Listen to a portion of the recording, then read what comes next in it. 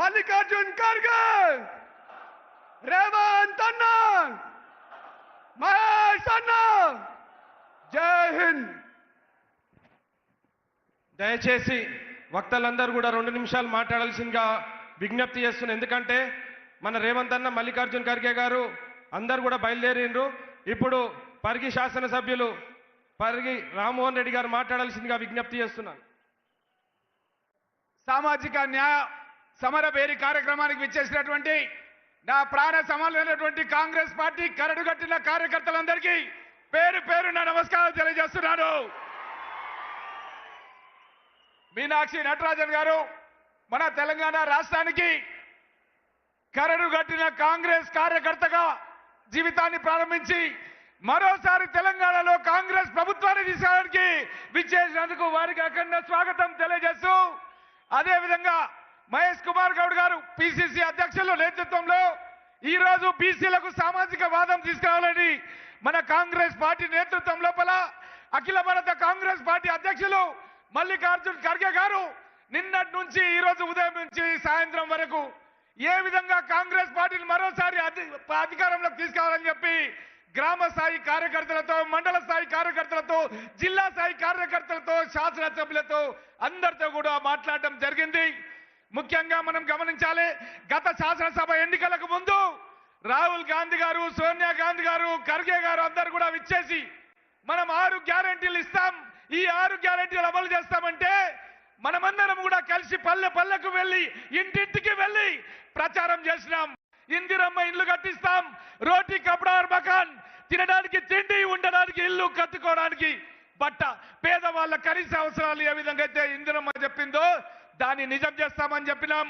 రైతులకు 2 లక్షల రూపాయలు రుణమాఫీ చేస్తామని చెప్పినాం.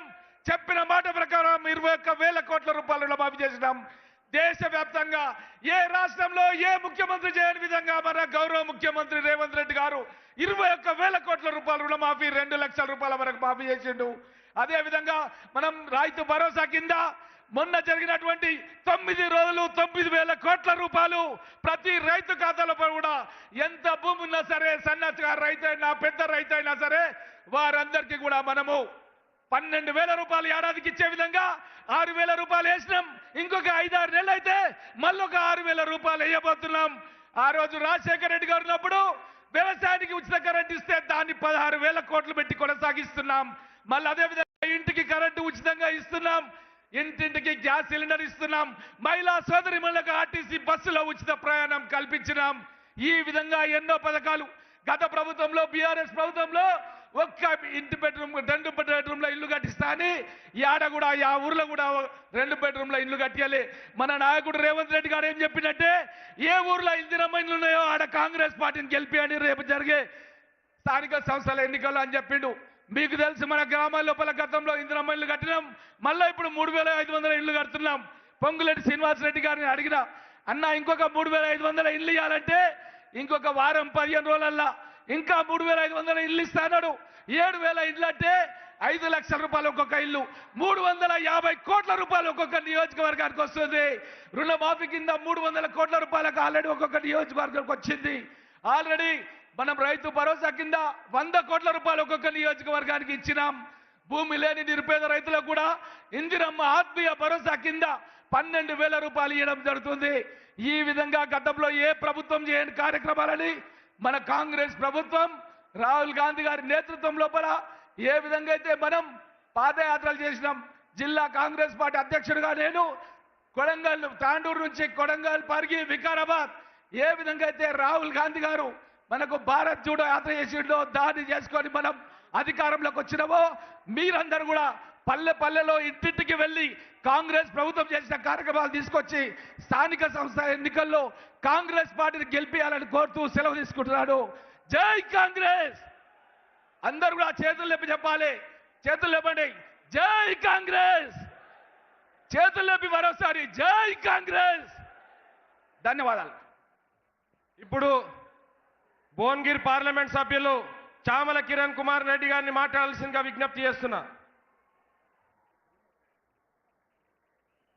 ఈరోజు సామాజిక న్యాయ సమర బేరీ కార్యక్రమానికి విచ్చేసినటువంటి గ్రామ స్థాయి నుంచి గ్రామ అధ్యక్షులు కాంగ్రెస్ పార్టీ నాయకులు అందరికీ కూడా నా హృదయపూర్వక నమస్కారాలు.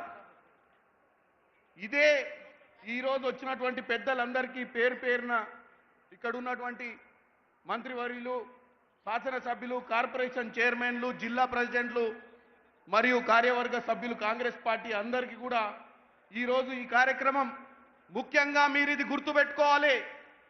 డిసెంబర్ 9, 2023 తారీఖు నాడు ఇదే గడ్డ మీద ఎల్బీ స్టేడియంలో ప్రమాణ స్వీకారం చేసిన తర్వాత సామాజిక న్యాయం చేయాలి అన్న ఆలోచన, ఇది కాంగ్రెస్ వల్లనే సాధ్యం, కాంగ్రెస్ అంటేనే సామాజిక న్యాయం, సామాజిక న్యాయం అంటేనే కాంగ్రెస్ అని ఈ తెలంగాణలో మొట్టమొదటిసారిగా కులగణన చేయడం జరిగింది.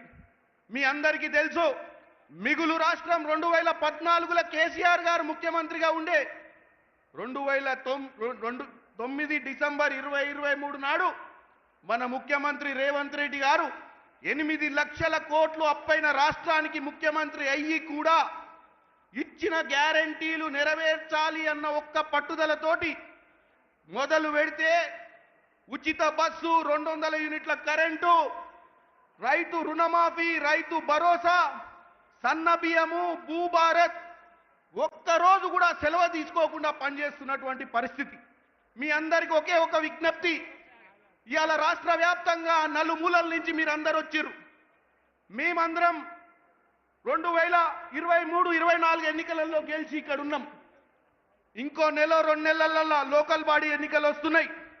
మీరు కూడా కిందున్న వాళ్ళు గెలిచి ఈ ప్రజాపాలనలో భాగస్వామ్యం తీసుకోవాలంటే ఒకటే ఒక కార్యక్రమం చేయాలి. మనం పరిపాలించిన ఈ సంవత్సరన్నర కాలంలో ఏమేమి పథకాలు ఎవరెవరికి అందినాయో వాళ్ళందరినీ కలవాల్సిన అవసరం ఉంది. మనం చేసిన పని మనం చెప్పుకోకపోతే పక్కనున్న బీఆర్ఎస్ పార్టీ రోజు పొద్దున్న లేస్తే సంవత్సరాల పాలన ఏమీ జరగలేదని సోషల్ మీడియాలలో ప్రచారం చేస్తున్నారు. మీరు వాటిని తిప్పి కొట్టాలి. మన దగ్గర రైతు రుణమాఫీ ఎవరికైంది, రైతు భరోసా ఎవరికి ఇస్తున్నాం, 200 యూనిట్ల కరెంట్ ఎవరికి ఇస్తున్నాం, సిలిండర్ ఎవరికి ఇస్తున్నాం, ప్రతి ఇంటింటికి వెళ్ళి సన్న బియ్యం కూడా పెడుతున్నాం. ఇప్పుడు నిన్న మొన్న ఇంద్రమ్మ ఇల్లులు ఇచ్చిన 3500 ఒక్కొక్క నియోజకవర్గానికి. కాబట్టి మీరందరూ కూడా మీ బూతు స్థాయిలో ఎవరెవరికి ఈ సంవత్సరన్నర ప్రజా పాలనలో లబ్ధి జరిగిందో వారి దగ్గరికి వెళ్ళినప్పుడే మీరు రేపు లోకల్ బాడీలలో వార్డు మెంబర్లు కానీ, సర్పంచులు కానీ, ఎంపీటీసీలు కానీ, జడ్పీటీసీలు కానీ బ్రహ్మాండంగా గెలుస్తారని చెప్తున్నా. మీరు ఆ పని చేయకపోతే బీఆర్ఎస్ పార్టీ చేసే తప్పుడు ప్రచారాన్ని వాస్తవాన్ని నమ్మే ఒక పరిస్థితి ఉంది. కాబట్టి మీరు దయచేసి ఈ సంవత్సరంన్నర పాలనను, 10 సంవత్సరాల పాలనను రెండిటి మధ్య వ్యత్యాసాన్ని ప్రజలకు తెలియజేయాల్సిన అవసరం ఉందని తెలియజేస్తూ, ఎక్కువ సమయం తీసుకోను, వక్తలు కూడా ఉన్నారు కాబట్టి మీరందరూ కూడా ఈరోజు ఈ సభ తర్వాత మన నాయకులు మల్లికార్జున్ ఖర్గే గారు, కేసీ వేణుగోపాల్ గారు, రేవంత్ రెడ్డి గారు, మంత్రులు, ముఖ్యమంత్రులు, అలాగే మన పిసిసి అధ్యక్షులు మహేష్ కుమార్ గౌడ్ గారు కూడా ఈరోజు సందేశం ఇస్తారు. మీ ఇక్కడి నుంచి వెళ్ళి మన ఊర్లల్లో మనం చేసినటువంటి పని చెప్పుకోవాల్సిన అవసరం ఉంది. చెప్పుకున్నప్పుడే ఇక్కడ ఈ పాలనలో ఇక్కడ డ్యాన్స్ మీద కూర్చున్న నాయకుల మాదిరిగా మీరు కూడా ప్రజా పాలనల భాగస్వాములైతారని తెలియజేస్తూ మరొక్కసారి మీ అందరికీ కృతజ్ఞతలు చేస్తూ జై కాంగ్రెస్, జై తెలంగాణ.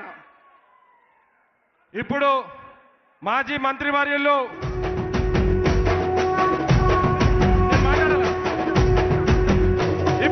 మూడు రంగుల జెండా బట్టి సింగమోలే కదిలినాడు ఒక్కరో కాంగ్రెస్ సూర్యుడు మన రాహుల్ గాంధీ.